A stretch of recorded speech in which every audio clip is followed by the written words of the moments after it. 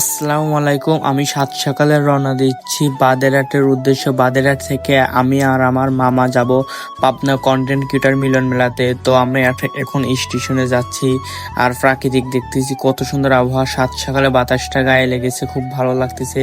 তো আমরা ইতিমধ্যে আমরা বাদেরহাট স্টেশনে এসে পড়লাম। বাদেরহাট স্টেশনে অপূর্ব সৌন্দর্য। তো এখানে দেখি কত লোক, সবাই হয়তো বা পাবনা রাজশাহীতে যাবে। তো আমরা এখন যাচ্ছি। তো ইতিমধ্যে দেখি ট্রেন চলে এসেছে। তো ট্রেনে এখন আমি আর আমার মামা উঠবো। আর দেখতেছি সকাল টাইমে সূর্যটা খুব সুন্দর লাগতেছে। আর কি কোনো সময় এরকম সকাল টাইমে ওঠা হয় নাই। ভোর 5টা উঠে ফ্রেশ হওয়াটা রওনা দিচ্ছে। এখানে 6টায় এসেছি। তো এখন ট্রেন ইতিমধ্যে ছাড়বে। তো ট্রেনটা ছেড়ে গেল বাদেরহাট স্টেশন থেকে। আর আমরা প্রাকৃতিক দেখতেছি। আর কি এমন ভাবে প্রাকৃতিক দেখা হয় না আগে কখনো। তো যাই হোক, আমরা কাশীনাথপুর স্টেশনে এসে পড়লাম। তো কাশীনাথপুর দেখি হাজার হাজার লোক পাবনা রাজশাহীর উদ্দেশ্য রওনা দেবে। তো আমরা এখন ট্রেনে ঘুরে ঘুরে দেখতেছি।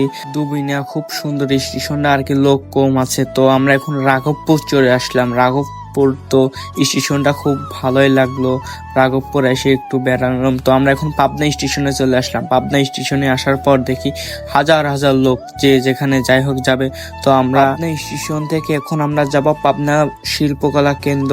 তো আমাদের ওই অনুষ্ঠানটি ওইখানে হবে। তো আমাদের ভিডিওটি ভালো লাগলে অবশ্যই লাইক করবেন সামনে ভিডিও দেখতে।